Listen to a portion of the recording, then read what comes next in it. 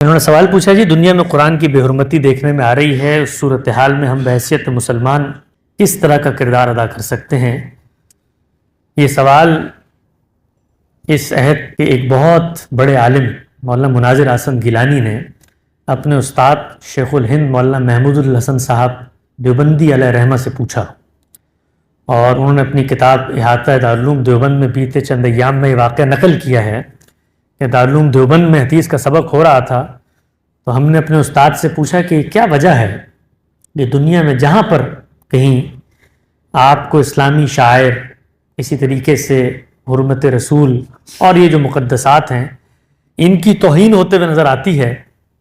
تو مسلمانوں کے جذبات قابو میں نہیں رہتے، اور مسلمان جو ہے وہ اپنا تن من دھن لٹانے پر تیار ہو جاتے ہیں اور کسی چیز کی پرواہ نہیں کرتے۔ تو اس کی کیا وجہ ہے؟ تو انہوں نے پلٹ کے اپنے شاگردوں سے پوچھا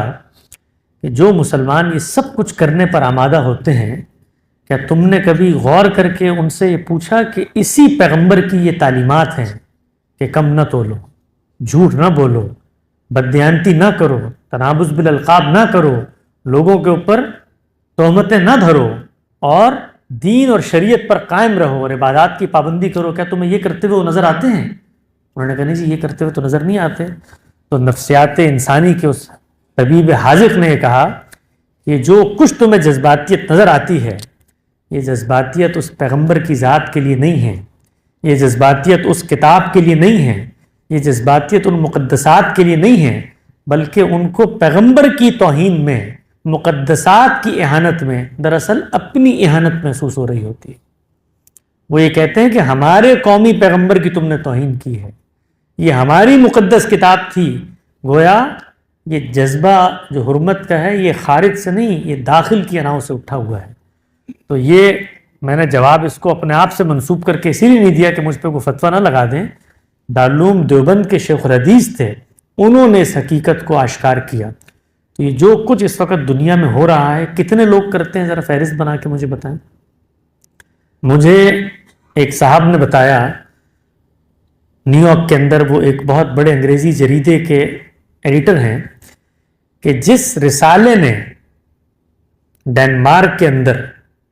پیغمبر اسلام کے چند کارٹون بنا کر پیش کیے تھے،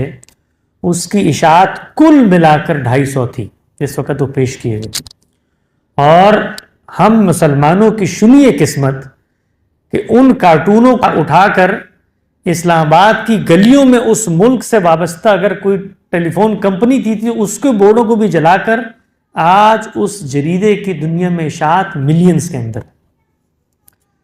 قرآن مجید ہمیں یہ کہتا ہے کہ جب اس طریقے کے بیوقوف دنیا میں آ جائیں تو ان سے صرف نظر کرو۔ جب ہم صرف نظر نہیں کرتے اور اس کو ایشو بناتے ہیں تو اس کے نتیجے میں رد عمل کی ایک فضا پیدا ہوتی ہے، اور وہ فضا پھر مقابلے کی نفسیات میں ڈھلتی ہے، اور اس کے بعد ہم بندوق کے زور پر، طاقت کے زور پر اپنی مقدس کتابوں کی احترام کروانا چاہتے ہیں۔ دنیا میں اس سے زیادہ کمزور کوئی جذبہ نہیں ہے کہ آپ طاقت کے بل پر اپنے کسی رشتے کی عزت کرائیں۔ یہ معاملہ ساس بہو سے نہیں کروا سکتے، اور ہم جو ہیں پوری دنیا سے اپنے مقدس مذہبی شاعر کا احترام طاقت کے بل پہ کروانا چاہتے ہیں۔ اور طاقت کا عالم یہ ہے کہ پچھلے 1.5 سال سے پوری دنیا میں کشکول لے کے پھر رہے ہیں کہ $1 ارب دے دو تاکہ اس کے لیے LC کھلوا کر اپنے توپ خانوں کے لیے ڈیزل منگوا سکیں۔ طاقت کا یہ عالم ہے، اور اس طاقت کے عالم میں ہم ان کو یہ دھمکاتے ہیں کہ یہ کام نہ کرو۔ اگر کہیں پر قرآن مجید کا یہ معاملہ ہو رہا ہے تو قرآن کی دعوت کو عام کریں، ان لوگوں کے پاس جائیں، ان کو گلے سے لگائیں اور ان کو بتائیں کہ اس کتاب کے بارے میں جو غلط فہمیاں تم تک پہنچی ہیں، آؤ ہم تمہیں پڑھ کے سناتے ہیں، اس کے اندر ایسی کوئی چیز نہیں ہے۔ تو دنیا میں دعوت کی مہمیز ہیں یہ واقعات اگر کبھی پیدا ہوتے ہیں،